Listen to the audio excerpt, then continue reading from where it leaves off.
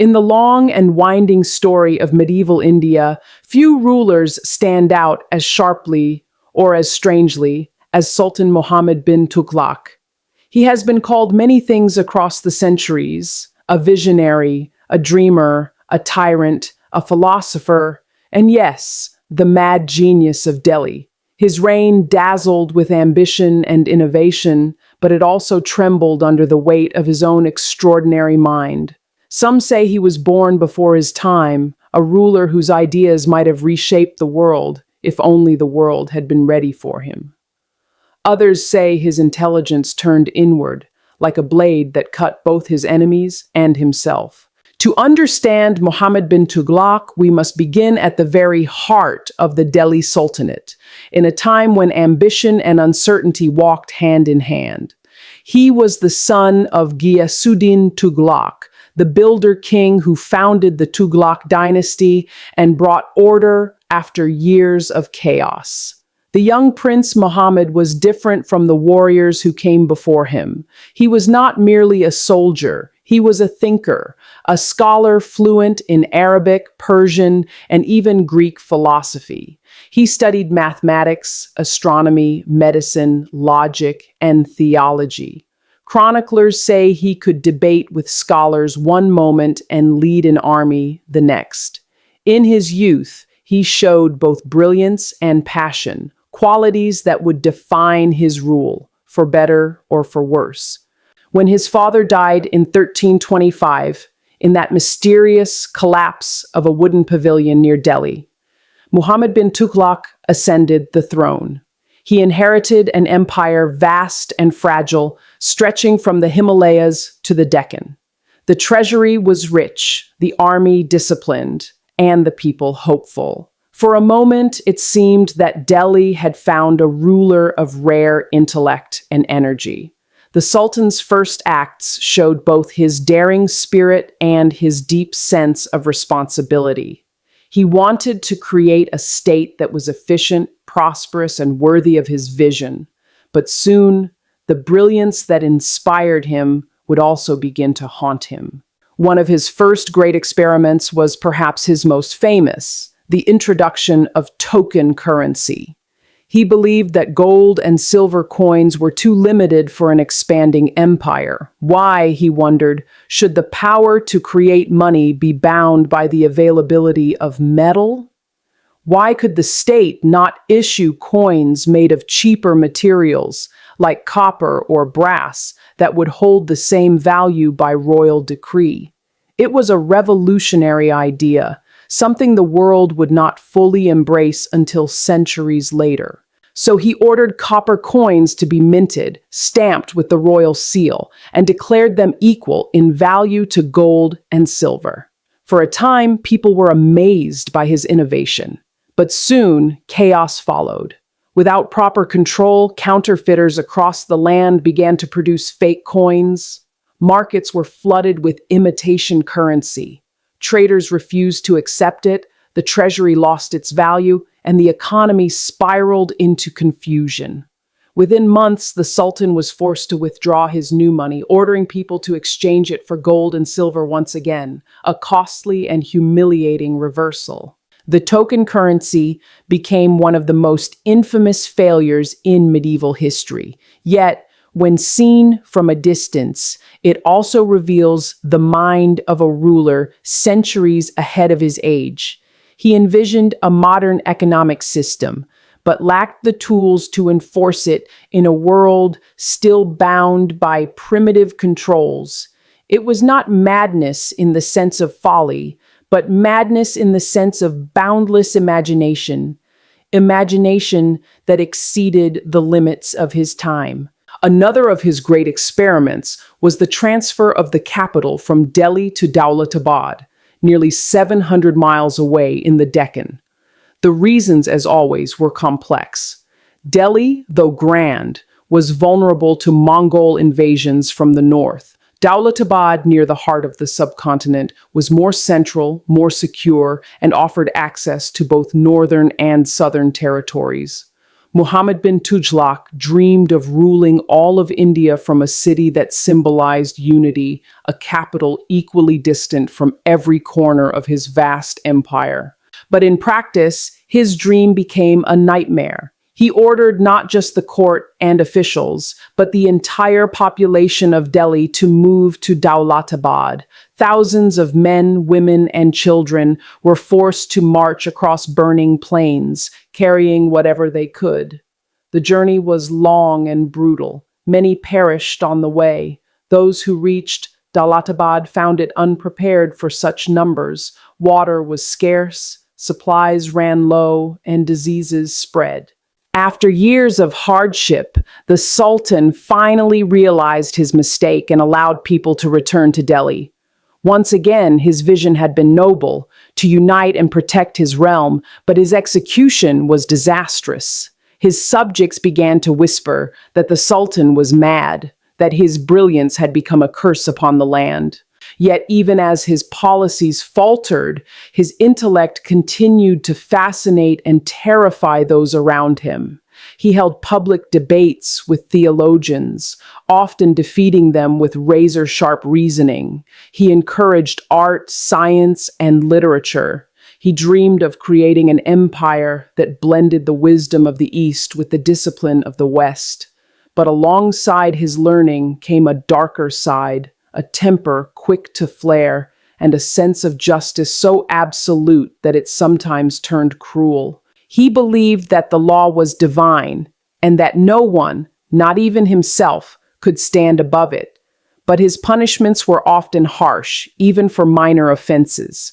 Chroniclers tell us that suspicion could mean death, and rebellion was met with annihilation.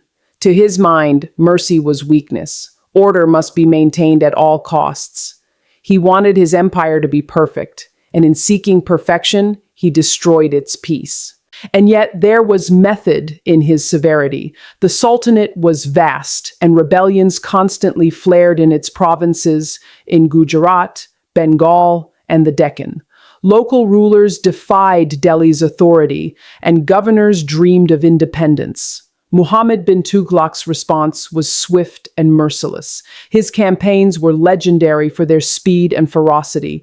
He would march his armies thousands of miles in weeks, crushing revolts with iron precision. His military tactics were brilliant, but the constant warfare drained the treasury and exhausted his soldiers. Even as he fought rebels, he dreamed of greater conquests. He planned to invade Persia and Central Asia to extend his dominion across the known world. He built an enormous army, gathered supplies, and trained men for a campaign beyond the Himalayas. But just as the army began to move, famine struck the land. Crops failed, rivers dried, and people starved.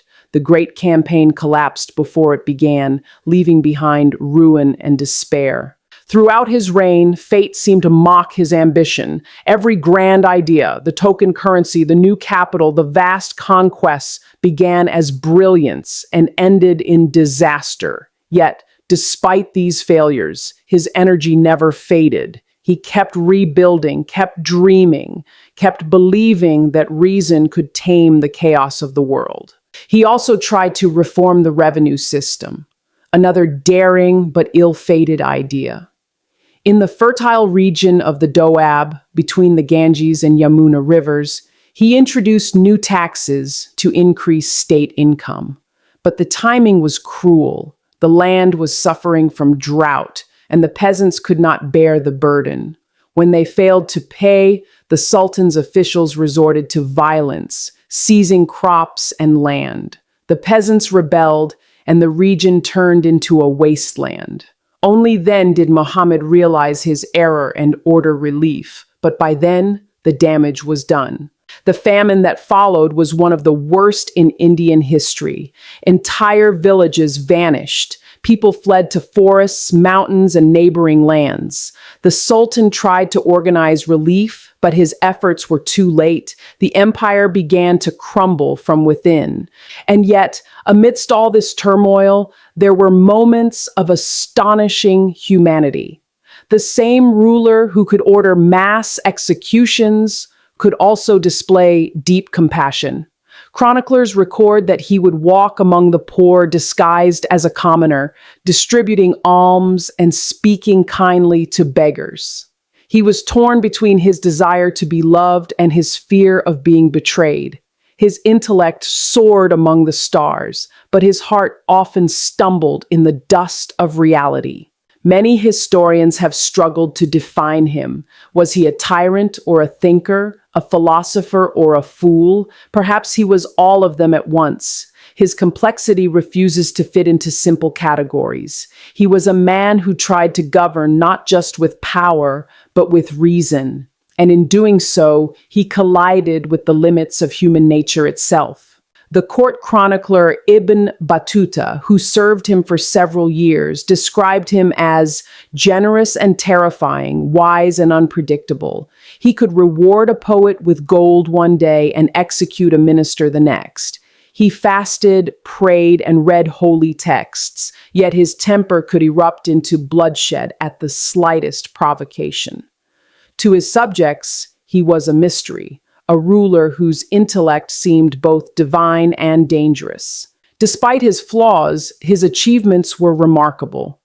He strengthened the administrative system, introduced postal communications across the empire, and encouraged scholarship. His reign saw the translation of important works from Arabic to Persian. He built roads, rest houses, and mosques. He tried to centralize authority and make governance rational and efficient. But every time he tried to mold the world according to his intellect, the world resisted. The empire began to fragment. Rebellions spread from Bengal to Sindh. Even the south, where he had built his dream city of Daulatabad, slipped away. The Sultan fought tirelessly, leading his armies personally, enduring hardships that few kings would face. He crossed deserts, marched through jungles, and camped in war-torn fields. But his spirit, once filled with fire, began to fade. In 1351, while campaigning in Sindh, Muhammad bin Tughlaq fell ill.